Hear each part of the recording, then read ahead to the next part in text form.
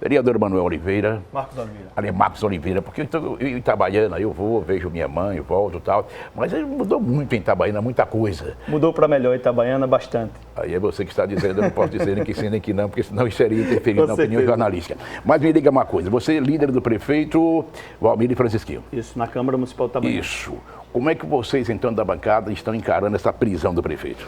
Muita tristeza, a gente julga que essa prisão ela é um tanto quanto injusta, principalmente porque o Código de Processo Penal ela prevê outras tantas medidas diversas da prisão para que pudesse sanar qualquer tipo de irregularidade que o delegado ou que o desembargador achasse necessária.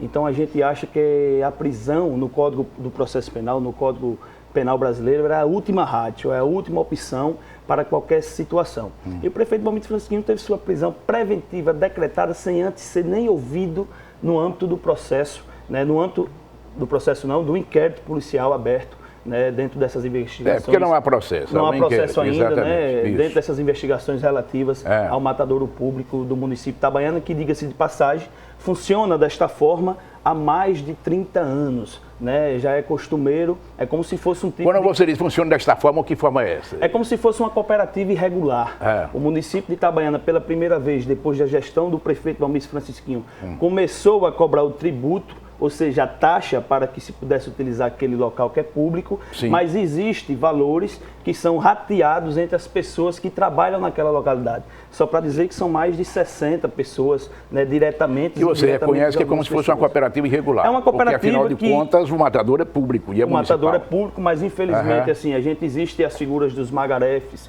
né, e das fateiras que operam ali, e esse dinheiro pessoas do povo, pessoas pobres, trabalhadoras. Pessoas que têm Santos Costa no nome, Lima de Oliveira no nome, né, são pessoas batalhadoras, são pessoas que estão diariamente ali para ganhar o seu sustento. Infelizmente a gente está se deparando com essa situação. Qual é o sobrenome de Walmir? Santos Costa. Então, vocês que têm Santos Costa, tem parente dele lá? Não, Santos Costa que eu digo porque são pessoas simples, são pessoas que nasceram nas camadas populares de Itabaiana. Agora me diz uma coisa, houve uma revolta de marchantes hoje em Itabaiana, por quê? Fecharam o matadouro? O matadouro, uma das justificativas, né, do pedido de prisão preventiva do prefeito Walmir Francisquinho é que havia uma continuidade delitiva.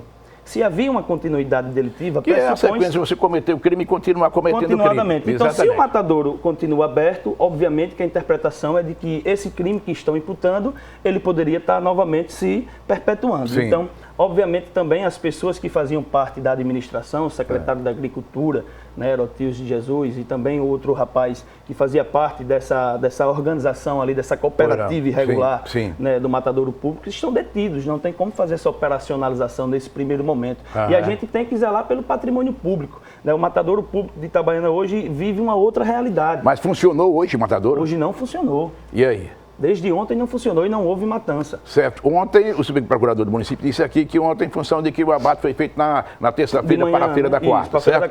Mas hoje não funcionou por quê? Não funcionou justamente por isso. Por quê? Porque a continuidade delitiva poderia ser imputada novamente às pessoas como se esse crime tivesse acontecido.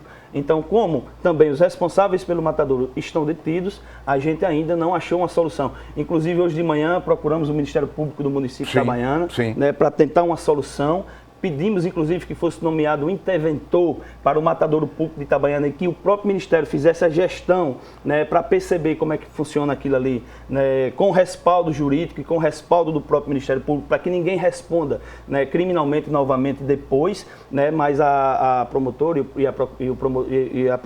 a promotoria de Itabaiana não achou, nesse momento tenso ainda, de bom alvitre analisar essa situação, e a gente está tentando junto ao MP, está tentando junto ao Poder Judiciário encontrar uma saída o mais rápido possível. Porque aí, se o MP desse alguma posição hoje fosse favorável, seria como avalizar. Avalizar está aqui, pode funcionar mesmo como cooperativa irregular, enfim. E o que a gente quer é uma segurança jurídica para que nenhuma pessoa mais seja punida em razão dessa situação que vem acontecendo em Itabaiana, repito, há mais de 30, 40 anos, e a gente, inclusive, tem que dizer, né, se for essa tese levada em consideração de que esse crime de exação é um crime que está acontecendo no município de Itabaiana, antigos gestores terão que responder. A ex-deputada Maria, a deputada Maria e o deputado Luciano, que foram prefeitos, né, a pena Com eles também funcionava dessa forma? Com eles também funcionava pior, porque não tinha nem pior? o tributo recolhido. E agora a Valmir estabeleceu, o Código Tributário do município prevê, e esse tributo ele é recolhido para os cofres públicos. E esse valor restante, que estão dizendo que foi desviado, não foi desviado. Esse valor foi repartido entre todas as pessoas que trabalham ali. E também para custear os custos, como água, energia, limpeza, caminhão. Cerca de 6 milhões de reais para o pessoal? Esse pessoal, durante 3 anos, né, são muitas pessoas. São em torno de 20, 30 mil reais por semana, porque um ganha mais, outro ganha menos, as fateiras fazem as contas dela. Sim. É uma questão complexa que só entende realmente quem está ali vivendo aquela realidade, que é um tanto quanto diferente para a maioria. O prefeito corre o risco de perder o mandato? Essa questão não foi acatada ou atacada nessa decisão.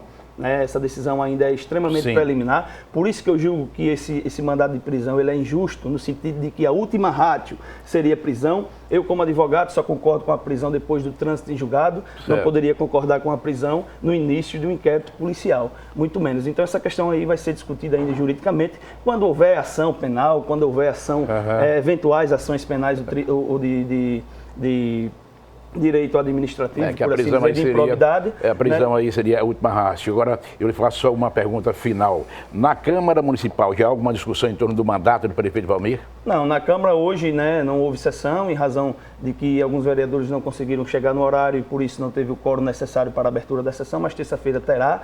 Né, não passa, na minha avaliação, pela Câmara nesse momento essa avaliação, e sim por um provimento judicial. O prefeito Valmir está sendo vítima de alguma armação política? Eu acredito que o senhor é político, o senhor hoje é deputado, extremamente respeitado e sabe como funcionam as coisas.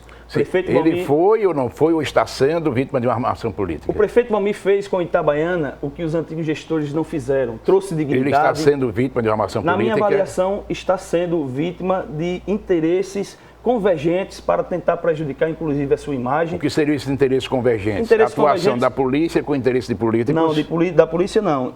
Ações políticos de Itabaiana que agora estão unidos, né, numa nova oposição em Itabaiana. Unidos quem? Maria Mendonça e Luciano Bispo. Estão unidos, que possa, obviamente, atingir o quanto maior, o quanto mais a imagem do prefeito Valmir. Eles denunciaram o Valmir nesse sentido? Não, nesse caso é um caso independente, né? Mas a gente sabe de que, a divulgação, o interesse comum, ele é feito, as pautas das rádios, elas são iguais diariamente nesse sentido, mas assim, a gente o interesse seria na divulgação, pois, né? Na divulgação e nos interesses políticos para disputar as futuras eleições, mas a gente acredita na justiça do Estado de Sergipe, acredita no trabalho dos delegados, né? O que falta é entender um pouco mais como é que funciona aquilo ali, né? E com certeza, né, durante o andamento desse inquérito, a gente vai poder fazer os esclarecimentos devidos. Por isso que eu digo, é uma coisa ainda muito recente, para que você possa tomar uma medida de prisão de um homem público que vem se destacando no Estado de Sergipe, como é o nome do prefeito Valmir Francisquinho, eleito, inclusive, como um dos melhores prefeitos do Estado de Sergipe nos últimos tempos. Vereador, muito obrigado. Um abraço para o senhor. Obrigado. Continuar aqui. Muito obrigado. Um abraço. Disponha. Vem cá. Fui eu que convidei e faço questão, o espaço está reservado, inclusive, para a defesa do prefeito Valmir. Obrigado, amigo. Tchau. Só para continuar aí, por favor. Olha, eu vou ao intervalo daqui a pouco.